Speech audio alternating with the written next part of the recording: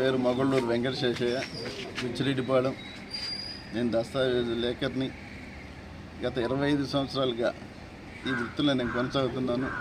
మా తండ్రి గారు 70 సంవత్సరాల పూర్వం ఇదే వృత్తిలో కొనసాగుతూ ఉన్నారు. ఆ వృత్తిని కొనసాగిస్తూ మేము జీవనం చేస్తున్నాం. మాతోటే ఈ యొక్క ఆఫీసులో 40 నుంచి 60 కుటుంబాలు కొత్తగా అనేక మంది సిస్టమ్స్ పెరిగిన తర్వాత ఈ జీవనాధారం చేస్తూ ఇదే వృత్తిలో కొనసాగుతుంది. మరి గత ప్రభుత్వం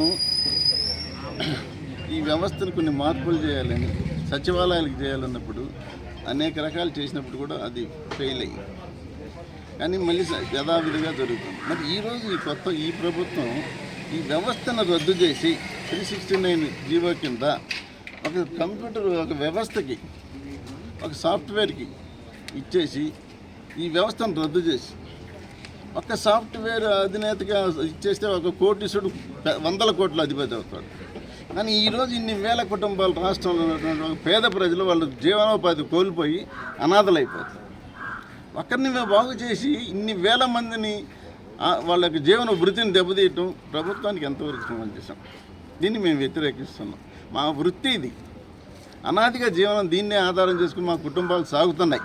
కాబట్టి మేము ప్రభుత్వానికి విన్నపిస్తున్నాం, వ్యవస్థను ఒకసారి పునరాలోచన చేయండి, మా యొక్క విధులు ఆలోచన చేయండి. మేము ఎంతవరకు సహాయకారిగా ఉన్నాం, ప్రభుత్వానికి సహాయంగా ఉన్నాం, ప్రజలకు సేవ చేస్తున్నాం.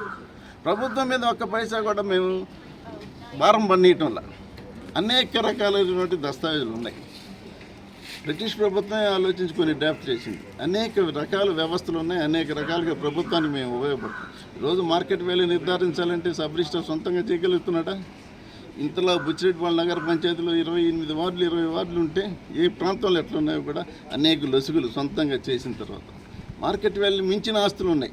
100 రూపాయలు విలువ కలిగితే 500 రాశారు, 500 ఉంటే తక్కువ రాశారు. దీనన్నిటికీ సహకరిస్తున్నది మేము.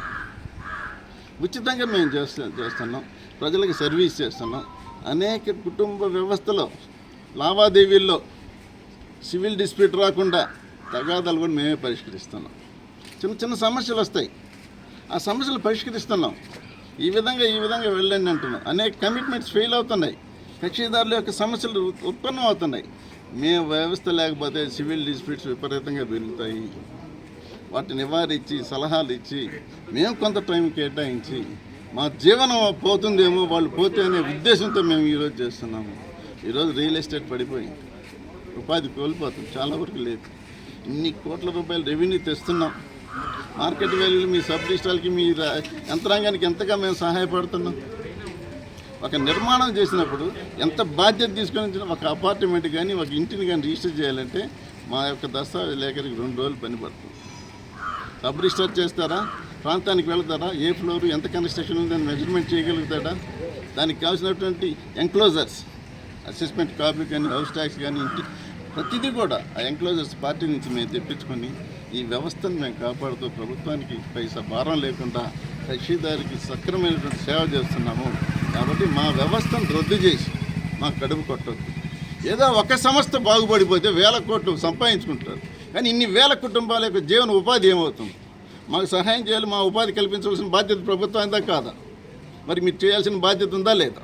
మరి మా వ్యవస్థను మాతో కనీస సంప్రదింపులు లేకుండా, మార్పులు చేయకుండా ఈరోజు జిల్లాకు ఒకటి పెడతానని బహిరంగ నిన్న టీవీలో స్క్రోలింగ్ విపరీతంగా వచ్చింది. మీరు ఎట్లా మాకేంటి రక్షణ? మా జీవనోపాధికి మీరు ఏం చేస్తారు? మేము ఇలాగే అనాథలుగా ఉండాలా? మా కింద పనిచేసిన అనేక మంది ఉన్నారు, ఎంతోమంది యంగ్స్టర్స్ ఈరోజు ఏ పనులు లేక మా దగ్గర ఆశ్రయించుంది. వాళ్ళు డీటీపీ ఆపరేటర్లు కానీ, సహాయకులు కానీ అనేక రకాలుగా మేము వినియోగించుకొని వాళ్ళ జీవనోపాధిని కూడా మేము కాపాడుతాం. ప్రభుత్వం ఒక్కసారి పునరాలోచించాల్సిన అవసరం ఉంది. మా యొక్క సర్వీస్ని ఆలోచించండి. హిందూ వ్యవస్థలో ఎక్కడైనా తప్పు ఉంటే ప్రభుత్వం దాన్ని సరి చేసుకోవాలి. ఆ ప్రభుత్వం సర్వీస్ చేసుకోలేకపోతే మేమేం చేయలేం కదా. ప్రభుత్వం చేయలేని పని మేము చేయగలుగుతామా? ఒకరెవరో ఒక చిన్న పొరపాటుని గురించి ఇన్ని వేల కుటుంబాల వ్యవస్థలో మార్పు చేసినప్పుడు రేపు జరిగే వ్యవస్థలో ఎన్ని మార్పులు వస్తాయి? ఒక దస్తావేజ్ నువ్వు పెట్టి 5 నిమిషాల్లో చేసినప్పుడు అందులో పొందుపరిచినటువంటి అంశాలు కరెక్టా కాదా, ఎంత స్టాంప్ డ్యూటీ నష్టపోతాం, ఎన్ని సివిల్ డిస్ప్యూట్స్ రైజ్ అవుతాయి, ఎన్ని తగాదాలు వస్తాయి. మనకున్నటువంటి చట్టంలో చిన్న చిన్న లొసుకుల ఆధారంగా కూడా ఎన్నో సివిల్ డిస్ప్యూట్స్ రేజ్ చేస్తాం. ఈ దస్తావేజ్ విధానం సరిగా లేకపోతే ఖచ్చితంగా కూడా అనేక రకాలైన సివిల్ డిస్ప్యూట్స్ పెరుగుతాయని కూడా మేము మనవి చేసుకుంటున్నాం. ఒకసారి పునరాలోచించాలి. ఈ పునరాలోచించి మా జీవన విధానానికి ఉపాధి అడ్డంకు లేకుండా మా కొనసాగే విధంగా ఈరోజు మేము చేయమని ప్రభుత్వానికి విన్నతించుకుంటూ మేము ఈ రోజు నుంచి ఈ 10 రోజులు పెన్ డౌన్ కార్యక్రమం చేస్తున్నాం. ఈ పెన్ డౌన్కి కూడా కక్షిదారులు అందరూ కూడా సహకరిస్తున్నారు. అందరూ కూడా చెప్తున్నారు ఈ వ్యవస్థ లేకపోతే మాకు ఆన్సర్ ఇచ్చేది ఎవరు. ఒక చిన్న సమస్య ఉంటే అధికారి ఎంతవరకు చెప్తాడు? అధికారి చెప్పలేడు. అయ్యా మీ వ్యవస్థ లేకపోతే రియల్ ఎస్టేట్లో కానీ అపార్ట్మెంట్స్లో కానీ సమస్యలు వస్తాయి. ఖచ్చితంగా మీ వ్యవస్థ ఉంటేనే బాగుంటుంది. ఆస్తుల యొక్క పరిరక్షణ, దస్తావేజ్ యొక్క పటిష్టమైన విధానం అన్నీ కూడా దస్తావేజు లేఖ యొక్క వ్యవస్థ ఉంటేనే చక్కబడుతుందని కూడా ఈరోజు ప్రతి ఒక్కరు కూడా రియల్టర్స్ కానీ బిల్డర్స్ కానీ అందరూ కూడా చెప్తున్నారు. కాబట్టి ఒకసారి ప్రభుత్వాన్ని విన్నవించుకుంటున్నాం. ప్రభుత్వాన్ని పునరాలోచన చేసి మా వ్యవస్థను కాపాడాలని కోరుకుంటూ సెలవు తీసుకుంటాం.